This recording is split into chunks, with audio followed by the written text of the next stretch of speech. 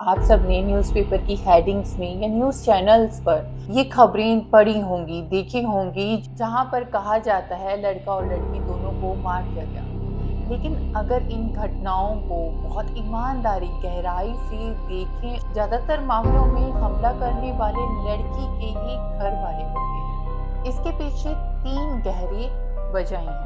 जिस घर की दहलीज हमें दुनिया की हर बुरी नजर से बचाती है, जिस स्थान को दुनिया के सबसे सुरक्षित स्थानों में गिना जाता है, जिन रिश्तों को, जिन रिलेशन को दुनिया के सबसे प्योरेस्ट और निस्वार्थ रिश्ते माना जाता है, कैसे वही दहलीज, कैसे वही स्थान, कैसे वही रिलेशन अपनों के लिए मौत का फंदा बन जाते हैं।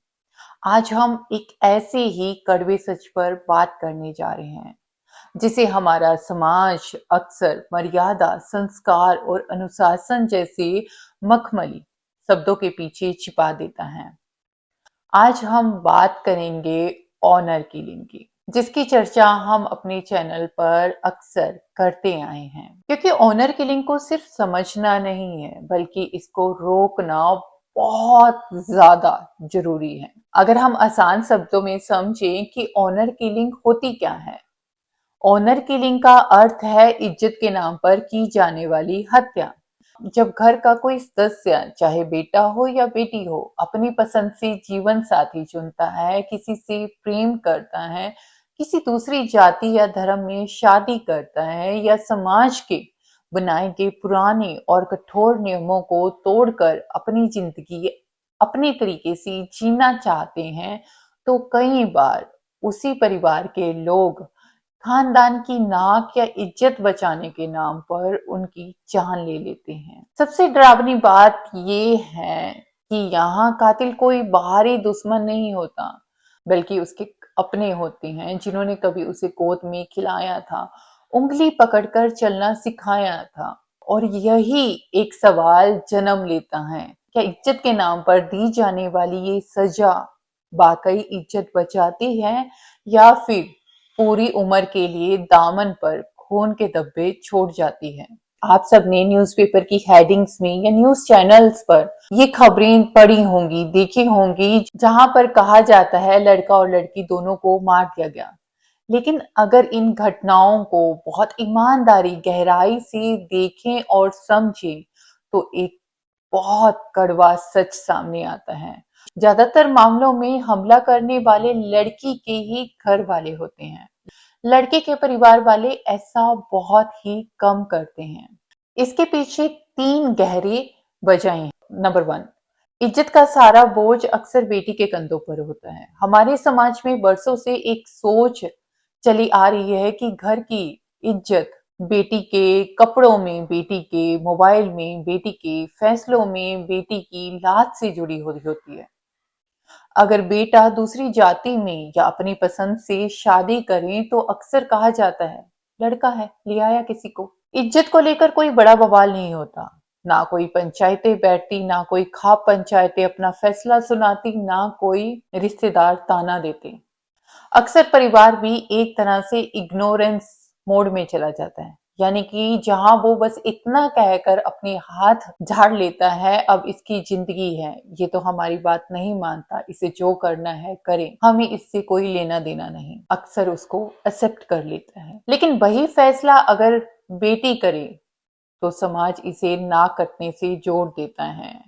पंचायतें बैठ जाती हैं, खा पंचायतें मौत का, मारने का डिसीजन सुना देती हैं, रिश्तेदार ताना देते हैं, और यही डर, यही शर्म का बोझ धीरे धीरे एक परिवार, एक पिता, एक भाई या एक माँ को अपराध की तरफ धकेल देता है। नंबर 2, बेटी को इंसान नहीं बल्कि अपनी प्रॉपर्टी समझा जाता है। कई घरों में बेटी को आज भी एक स्वतंत्र इंसान की तरह नहीं, बल्कि परिवार की अमानत या इज्जत की जिम्मेदारी समझा जाता है। जब वो अपनी पसंद से जीवन साथी चुनती है, तो घर वालों को लगता है कि उनका उस पर कंट्रोल खत्म हो गया।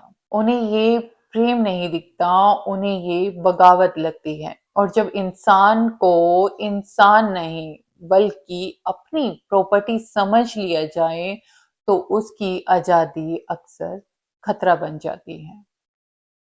नंबर 3, लोग क्या कहेंगे वो जहर जो रिश्तों को मार देता है। ये वो दबाव है जो अच्छे भले इंसान को भी हिंसक बना सकता है।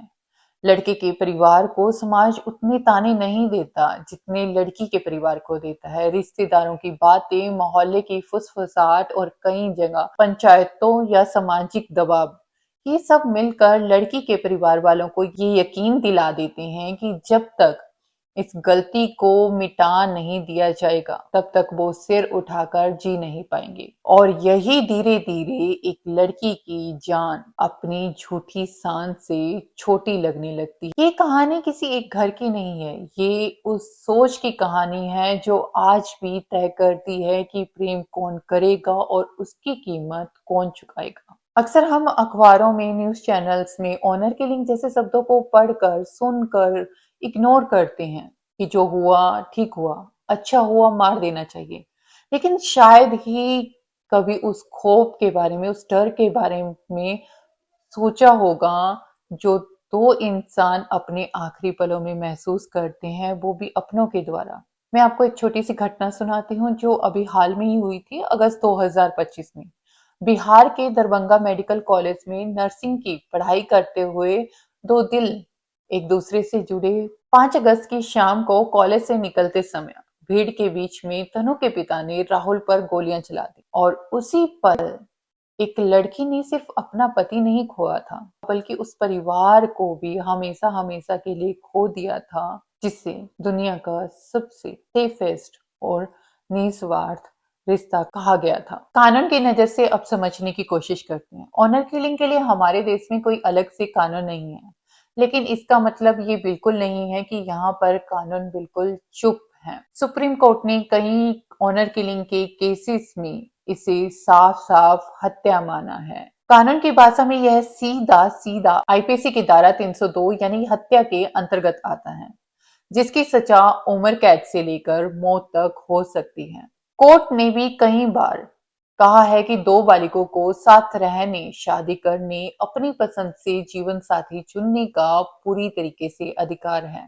अपनी जिंदगी का फैसला लेने का पूरा अधिकार है। कोई भी ऑनर, कोई भी इज्जत किसी इंसान की जान लेने का लाइसेंस नहीं देता है। हमारे देश में मनोज और बबली का मामला एक ऐसा पहला केस था जहां अदालत ने बबली के परिवार वालों को यानी ऑनर किलिंग के दोषियों को फांसी की सजा सुनाई थी, और साफ संदेश दिया था कि इज्जत के नाम पर की जाने वाली किसी भी हिंसा को सही नहीं ठहराया जाएगा, स्वीकार नहीं किया जाएगा।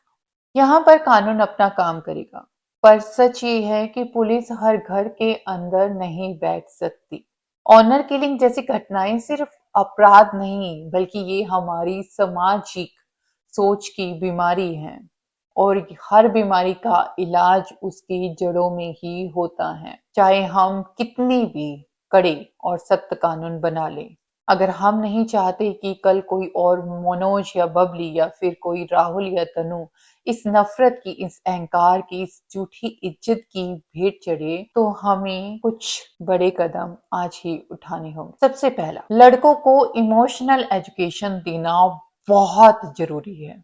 बहुत मीन्स की बहुत जरूरी है। परिवार वाले बचपन से ही लड़कों को सिखाते हैं कि मर्द को दर्द नहीं होता, घर की इज्जत तुम्हारे हाथ में है, बहन की रक्षा तुम्हें करनी है। रक्षा करना गलत नहीं है, लेकिन अनजाने में हम उन्हें रक्षक से नियंत्रक बना देते हैं। उन्हें यह सिखाना होगा कि बहन, बेटी या पत्नी उनकी प्रॉपर्टी या जागीर नहीं है, बल्कि वो भी एक स्वतंत्र इंसान है।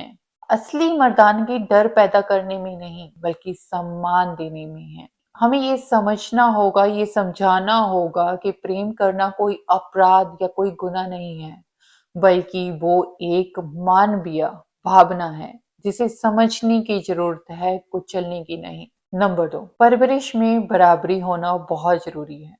और इस बदलाव की शुरुआत घर से होती है। अहंकार तब जन्म लेता है जब बच्चा देखता है कि माँ और बेटी सिर्फ सेवा कर रही हैं, पिता और बेटा सिर्फ फैसला सुना रहे हैं। जब घर में बेटा और बेटी दोनों को बराबरी से जिम्मेदारी उठाना सिखाया जाएगा, जब बेटा को भी अपनी प्लेट खुद उठाना सिखाया जाएगा, अपना पानी खुद लेकर पीना सिखाया जाएगा, अपने लिए खुद रोटी बनाना सिखाया जाएगा, तो उसके भीतर मैं ज्यादा हूँ, मैं नियंत्रक हूँ, मैं कंट्रोलर हूँ, मैं मर्द हूँ जैसे भाव पैदा नहीं होंगे। और लड़कियों को भी दूसरी तरफ बाहर भेजकर हर काम में बराबरी से खड़ा करना सिखाया होगा। बराबरी की परवरिश ही वो जमीन है जहां से सम्मान और समझ दोनों जन्म लेते हैं। जब परिवार लड़का और लड़की अपने बेटा और बेटी दोनों को बराबर पालेंगे, तभी वो बड़े होकर एक दूसरे की पसंद और फैसलों की कदर करना सीखेंगे। हम अक्सर आज के टाइम पर बराबरी वहां समझते हैं कि दोनों को पढ़ाया जा रहा है।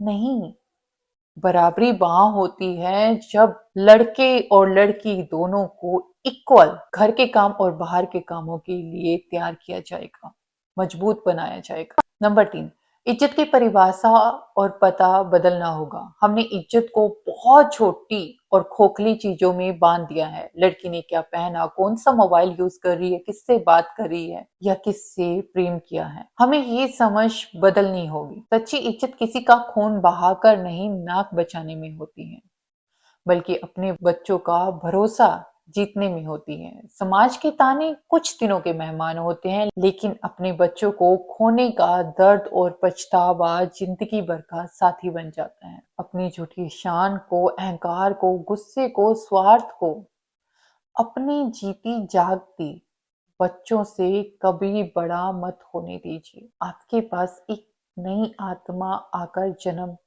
लेती है। आपने किसी नई आत्मा को जन्म दिया है। उसको मजबूत बनाता है परिवार, उसको बाहर के लिए रेडी करता है और फिर उसको आजाद छोड़ देता है अपनी मर्जी से दुनिया देखने के लिए। नंबर 4, घर को अदालत नहीं बल्कि महफिल बनाइए। सबसे ज्यादा हादसे तब होते हैं जब बातचीत के रास्ते बंद हो जाते हैं, जब बच्चे जानते हैं कि सच बोलने पर मार पड़ेगी, सच बोलने पर गुस्सा किया जाएगा या घर से निकाल दिया जाएगा। ऐसे में बच्चे डर में नहीं बल्कि खामोश बगावत में जीते हैं। इसका समाधान बहुत सिंपल है, संवाद, कम्युनिकेशन।